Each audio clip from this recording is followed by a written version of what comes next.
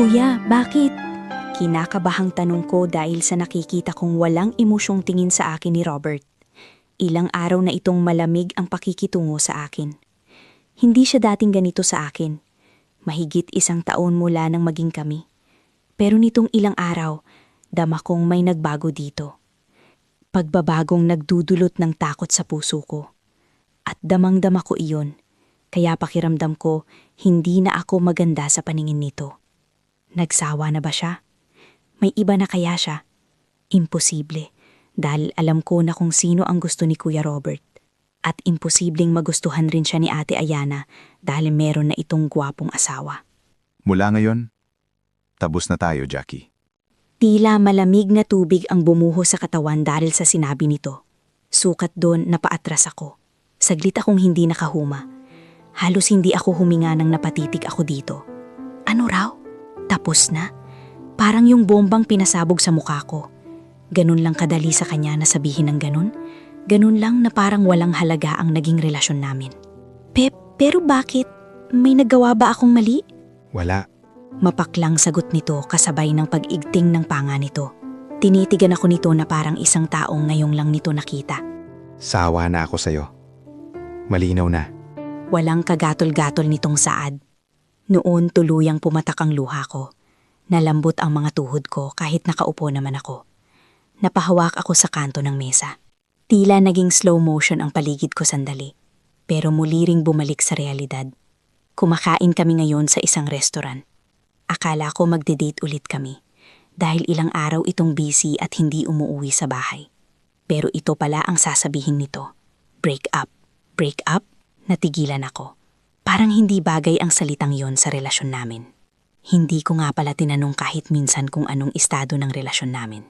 Dahil naging sapat na ang mga salitang yon sa akin. Tanda ko pa kung gaano kainit ang mga salitang yon. Be my bed warmer, Jackie. Hayaan mong ako ang una't huling lalaking magmamay-ari sa katawan mo. Ang mga salita nitong nagpakilig at nagpasaya sa akin, sa kabila ng aking kalungkutan sa pagkawala ni Tita Annie. Kaya bakit ganito ngayon? Bakit? Patuloy na naglandas ang mga luha ko. Ganun na lang? Wala ba akong karapatang malaman kung bakit? Masaya naman tayo. Tapos, ngayon, bakit? Naguguluhang tanong ko dito. Parang agos ng mainit na asido ang luha sa mga mata ko. Hindi mo pwedeng gawin sa akin to. Garalgal na sambit ko. Bakit hindi? Ayaw ko na sa'yo. Kaya tinatapos ko na ang lahat. Muling umikting ang panga nito. Madilim ang mga matang nakatitig sa akin. Punong-puno ng galit sa hindi ko malamang dahilan. Ano bang nagawa ko? Hindi ko alam kung may tunog ba ang salita ko. Wala kang ginawa. Patlang nitong saad. It's just that hindi na kita gusto, Jackie. Sawa na ako sa'yo. You're my bed warmer and nothing more. Kulang na lang maglupasay ako sa sahig dahil sa panlalambot ng tuhod ko sa mga naririnig ko kay Robert. Subalit kailangan kong maging matatag. Hindi naman matao sa restaurant, pero nakakahiya kung dito ako mag-iiyak at ipakikita sa lahat na inaayawan ako ng taong mahal ko. Hindi ko alam kung bakit, kung anong nangyari kay Robert. Hindi siya ganito sa akin. Hindi siya masamang lalaki tulad ng mga nababasa ko sa mga romance novel na kinakaadikan ko. He's a total green flag na medyo mael nga lang. Ayos lang naman sa akin iyon. Kasi normal na ang ganun, lalo na kung mahal mo naman ang taong pag-aalayan mo ng sarili mo. Walang dahilan para magsisisi dahil mahal mo. Ang tanong, mahal ka ba? Tuya ng isipan ko. You're just his bed warmer. Isang matabang bed warmer. Remember?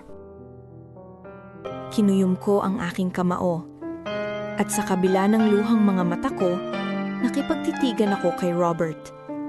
Ang totoo, hindi ko alam kung paano o ano ang dapat kong gawin o sabihin ngayon.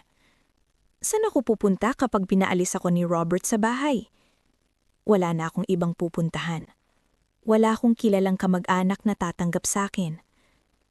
Walang pamilya ang taong tulad ko.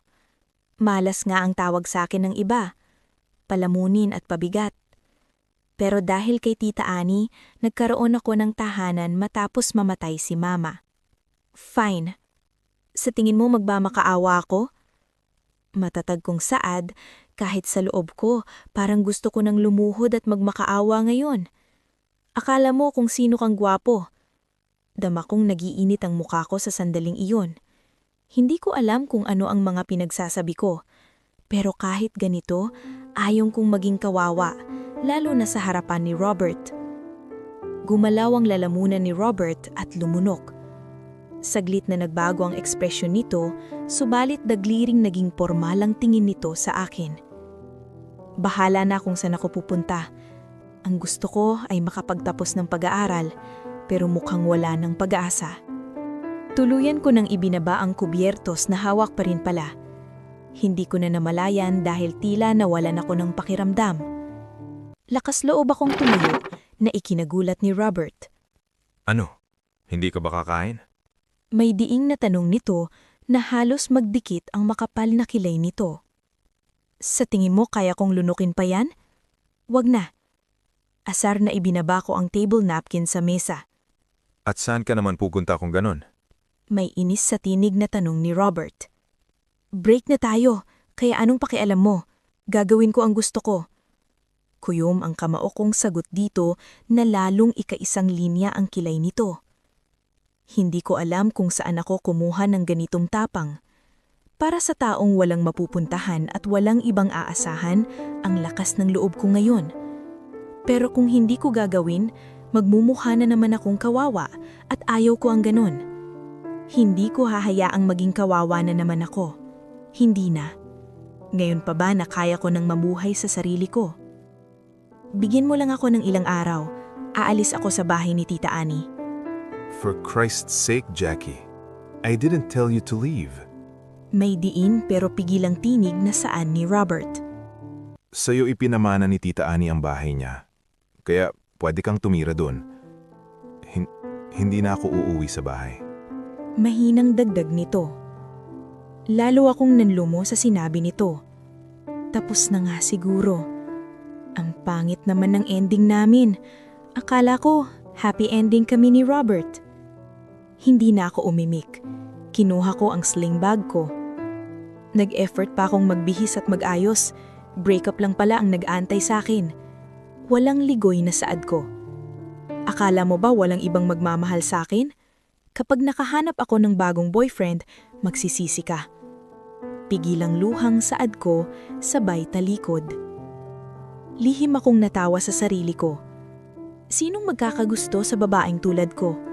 Hindi ako kasing ganda ni Ate Yana, ang babaeng matagal nang gusto ni Robert. At lalong hindi ako maganda para habulin ng mga lalaking tulad nito. Tumiim ang bagang ni Robert habang pinagmamasdan ng papalayong si Jackie. His gaze was glued at her as she walked away. Pero wala siyang ginawa. Hindi siya kumilos. It's better this way.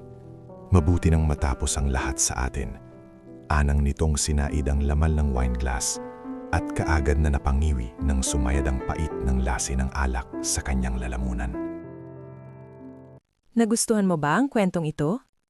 Abangan ang karugtong sa aking next update ng free episode ng kwentong Uncle's Forbidden Pleasure 2, His Chubby Bed Warmer. Mag-subscribe na para updated ka sa aking free episode audiobook stories. Like and share kung nagustuhan mo ito. Salamat!